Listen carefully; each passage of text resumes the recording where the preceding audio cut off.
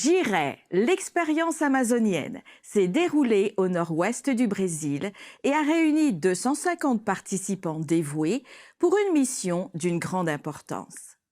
Cette initiative a permis de proposer des services cruciaux.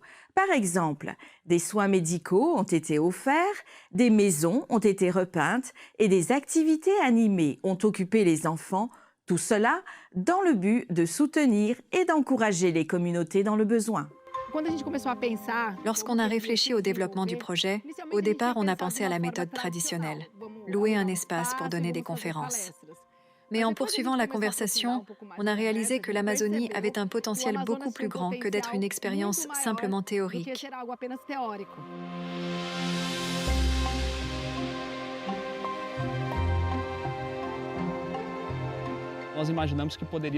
On a imaginé offrir une immersion missionnaire. Chaque personne qui participe a le privilège, l'opportunité d'avoir ce contact missionnaire avec les communautés que nous servons. C'est notre différentiel. Si nous faisions J'irai uniquement avec des séminaires et des témoignages, nous ne pourrions pas attirer les gens et capter leur attention. En fait, ce qui impacte vraiment et motive, c'est ce contact avec la mission.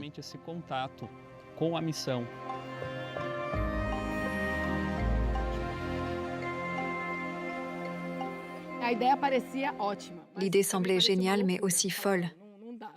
Mais quand même, l'équipe est très audacieuse et on a commencé à avancer, progressivement, en la mettant sur papier, en rêvant, en faisant des visites. Et puis, les choses ont commencé à se dérouler. Pour nous, la première préoccupation était de savoir comment mener à bien une mission à l'intérieur de l'Amazonie, comme la sélection des communautés. Donc, quand on a commencé à planifier J'irai au bureau de l'Union, on s'est dit, on a besoin de l'Institut des missions du Nord-Ouest, car ils ont toute la connaissance et ont vécu cette expérience. Nous avions une équipe suffisante et la logistique sur le plan alimentaire était en place. Financièrement, les inscriptions seraient très chères s'ils devaient payer ce projet eux-mêmes, mais tout est très cher pour venir en Amazonie de l'extérieur et pour ceux qui sont en Amazonie aussi. 200 personnes, ça paraît facile, mais ce n'est pas le cas. Toute la coordination pour que cette immersion missionnaire soit possible a été assurée par l'Institut des missions. Notre plus grande préoccupation à nous était d'offrir une structure logistique et nous louons Dieu. Car ici, dans l'Union brésilienne du Nord-Ouest, nous avons un institut qui nous aide à accomplir cette mission du mieux possible. Puis vint un défi plus grand que tous les autres combinés et qui était amplifié, une sécheresse record en Amazonie. L'état d'urgence a été déclaré pour 17 villes de l'Amazonas. Les niveaux d'eau des rivières de la région baissent à un rythme accéléré. La réduction des niveaux de la rivière a compromis la navigation et rendu difficile le transport de la production depuis Manaus.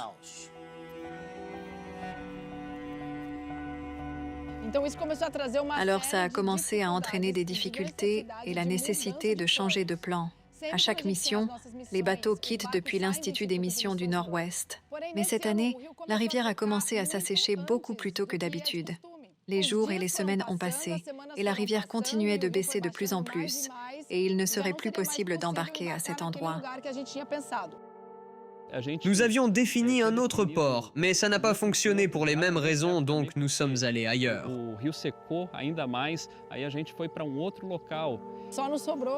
Tout ce qu'il nous restait, Manaus moderne. C'était notre quatrième option, assez loin, presque 1 heure de notre institut. Et comment remplir 5 bateaux dans un port de sable de presque 700 mètres où on ne peut pas atteindre le bateau et tout le monde devait y aller? Nous avons donc fait plusieurs voyages en camion. Un autre défi était la question de la fumée et des incendies qui pouvaient compromettre notre mission. Mais nous avons pensé que ces défis, en particulier la sécheresse, font qu'aujourd'hui les communautés ont vraiment besoin d'aide. S'il y a un moment dans l'année où elles ont besoin d'une mission comme celle que nous proposons, c'est bien maintenant.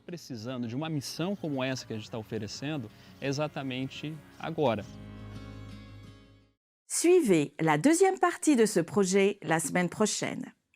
Nous fournirons plus de détails sur les actions et leurs impacts dans la région nord-ouest du Brésil.